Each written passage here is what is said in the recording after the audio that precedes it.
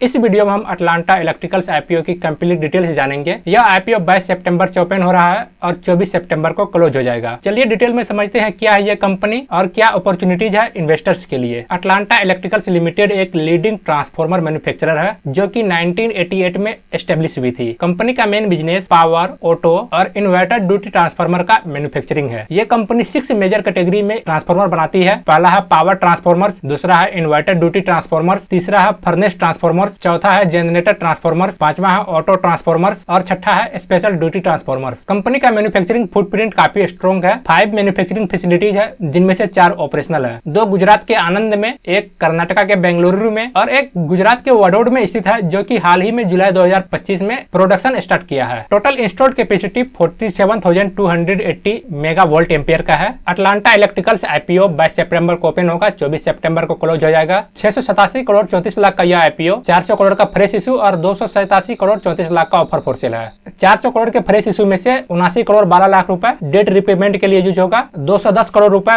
Funding working capital requirement और बाकी के बचा हुआ अप्रोक्स 110 करोड़ रुपए जनरल कॉर्पोरेट पर्पस के लिए यूज होगा। इस आईपीओ का registrar MUFG Intime India private limited है। फेस वैल्यू 2 रुपए पर शेयर, प्राइस बैंड 718 से 754 रुपए पर शेयर। एम्प्लॉय के लिए 70 रुपए पर शेयर का डिस्काउंट भी है। 19 शेयर्स का एक लॉट बन रहा है। रिटेल इन्वेस्टर को अपर प्राइस बैंड पे मिनिमम 14,326 रुपए लगेगा और एचएनआई इन्वेस्टर को मिनिमम 2,564 रुपए लगेगा। बेसिस ऑफ अलॉटमेंट 25 सितंबर को डिसाइड होगा और फाइनली 29 सितंबर को यह आईपीओ एनएसई और बीएसई पर लिस्ट हो जाएगा। कंपनी का फाइनेंशियल परफॉर्मेंस फाइनेंशियल ईयर 24 में थोड़ा वीक रहा है। एसेट्स, रेवेन्यू और प्रॉफिट आफ्टर टैक्स तीनों डाउन हुआ है, आप देख सकते हैं। लेकिन बेस्ट बात यह है कि इस टाइम पीरियड में कंपनी के ऊपर डेट भी डाउन हुआ है। 73 करोड़ से 48 करोड़ पर पहुंचा था। फाइनेंशियल ईयर 25 में स्ट्रॉन्ग कमबैक किया है। एसेट्स, रेवेन्यू और प्रॉफिट आफ्टर टैक्स तीनों का ग्रोथ काफी अच्छा है, लेकिन इसके साथ साथ कंपनी के ऊपर डेट भी काफी ज्यादा से बढ़ गया है, लगभग 3 टाइम्स से इंक्रीज हो गया है। डेट इक्विटी रेशियो 0.40 और पी रेशियो 45.5 का बन रहा है। इंडस्ट्री एवरेज 39.3 का पी रेशियो है। इसके हिसाब से कंपनी वैल्यूएशन ज्यादा मांग रही है। कंपनी के रेवेन्यू स्ट्रीम्स की बात करें तो